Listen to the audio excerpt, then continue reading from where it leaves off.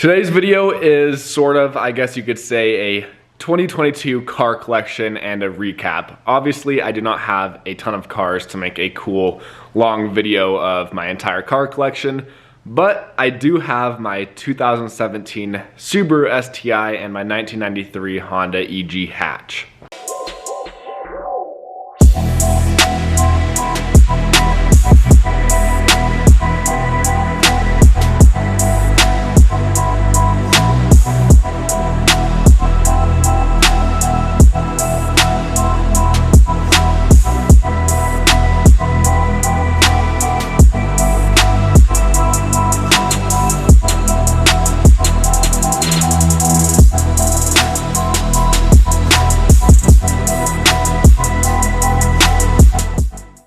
I don't think I've ever had my STI and Honda running at the same time, and today we do, which is an awesome feeling to have both project cars running together. The main purpose of today's video is to kind of give you guys a recap of 2022, my shop space, and my two vehicles that I've had during the year 2022. I want to be able to look back at this video at the end of 2023 to see where I have gone in this next coming year. Now, I have so much planned going into 2023. I am wanting to buy and build several more cars to add on to the channel, and I'm really trying to, in 2023, find a shop space. Excuse the horrendous mess inside my shop. It needs to be cleaned up. We have a lot of different projects going on, but now everything is running. It is time to clean up the shop and get everything organized once again. But with that being said, here is my current shop.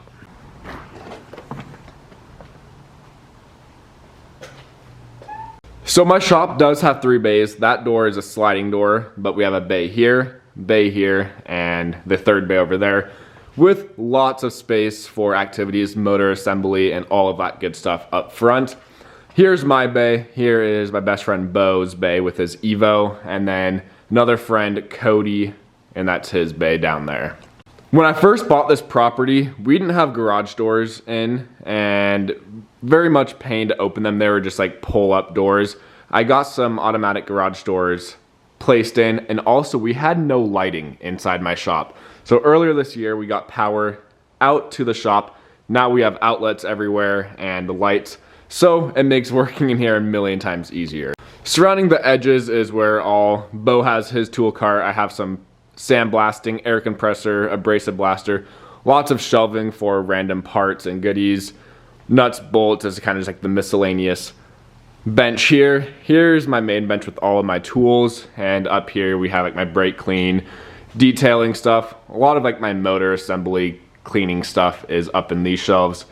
More part storage, and then this shelf is what had most of my STI parts. I still have a lot of goodies, gaskets, fuel line stuff, a lot of stuff like that, but this shelf after completing the STI is kind of bone dry now. Also upstairs is like an entire loft. So there's a whole second story. This is where we have a lot of stock parts. I have a lot of spare like Evo motors, STI motors, blown up ones. Just parts are just everywhere. Stuff that we do not use on the daily basis. Extra tires, wheels, stuff like that. So it's not the biggest shop in the world, but it is mine. So there's something to be said about that. Absolutely love this space, but now moving into 2023, I am wanting a larger space.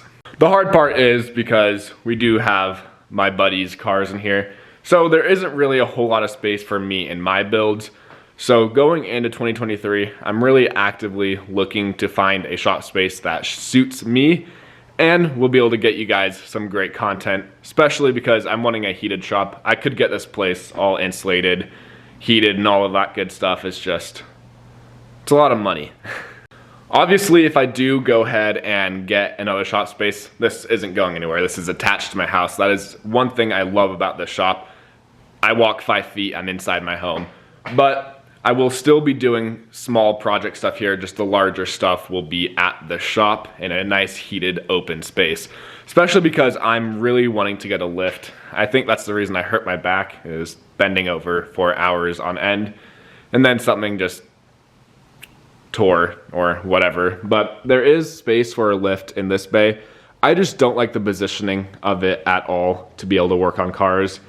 It's just very tight and crammed. So having a nice open shop, throwing a lift in there would make life a million times easier. But as you guys can see, I have pulled out both of my vehicles. My STI recently just got this started. If you guys haven't seen those videos, make sure you guys go check that out. I just got this car running and we just hit the dyno the other day and made some pretty good power for being a break-in. And then over here is my 1993 Honda Civic, and I love this car so much. Never thought I'd own a Honda. Josh convinced me, and I have to say it's one of the best decisions I have ever made. I have beat the living hell out of this car, and it still troops. You can obviously tell, I don't know if you guys can see in the startup video, the motor's getting hurt now. It's dying quicker and quicker, but it still lives and can still take a beating. I'm not too concerned because I have a brand new K24 for this. Not brand new, but low mileage K24 for this, along with like my 5-speed all-wheel drive trans. I have a lot of goodies for this car, so I'm not really concerned if this motor goes. But here is my prized possession, my 17 STI. If you guys are new to this channel, this car is the car that started everything for me. Being into cars, building cars, even starting YouTube. This is the car that got me into all of this.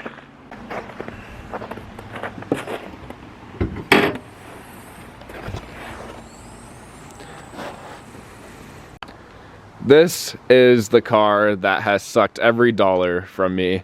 This is my 1,000 plus horsepower build. This car has fought me so much over the last year and a half, obviously a lot of it being user error. I'm no expert by any means on Subarus. I'm learning, and day by day I'm getting it down. Thankfully I have good friends like Josh Bader and Devin Niemela to help assist me when I am stuck on certain things. My end goal with this car is to make over 1,000 Mustang. For you guys that don't know Mustang versus DynoJet, Mustang dynos read a lot lower, and wanting to achieve 1,000 Mustang means if you were to convert it over to a DynoJet, it's around 1,300 wheel horsepower, which is absolutely insane. Obviously, this car is really no longer a street car. I built this for the sole purpose of being a track car because I have always wanted to go every weekend to the track and race and build my own car to go race. Now the Honda makes 708. It is a stock K20, but this car is so much fun. This is more my daily street car beater. I can beat the living crap out of it and it just continues chugging away. So going into 2023, I'm wanting to pick up a lot more cars and do some cool builds. I have like my street car, I have my track car. I'm really wanting to get into like somewhat of a drift build. I think that'd be absolutely sick. I do really want to build another Subaru, but keep it at a lower power level. More capable for the street. It would still make some good power, but I just don't really want to take this car on the street anymore. I know I will get in trouble with taking this on the street. It's hard to control yourself when you have such a fun car that you just want to consistently do hits on.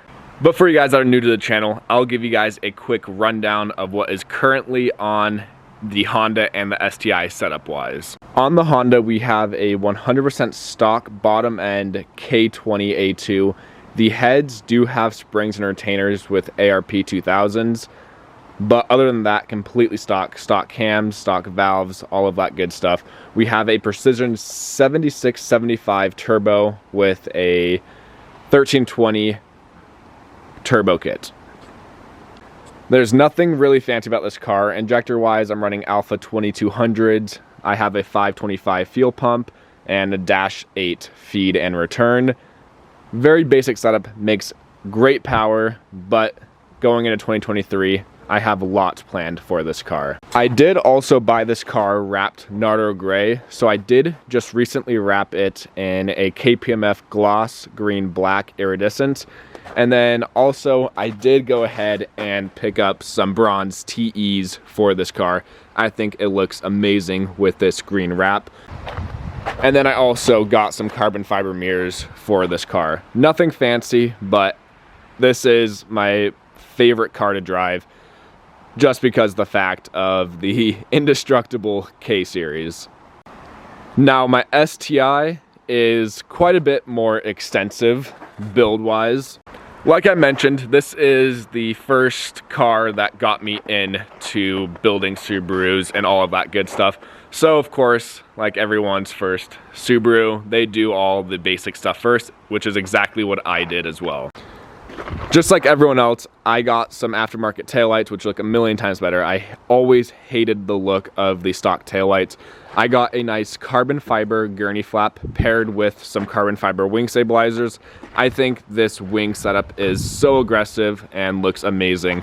I did also get a carbon fiber plate bracket, whatever you want to call it, and then the rain light, the third brake light down below. Other than that, that is everything I have done to the rear of the car. I have gone through many sets of wheels on this car, but currently I have some work T7Rs on this car.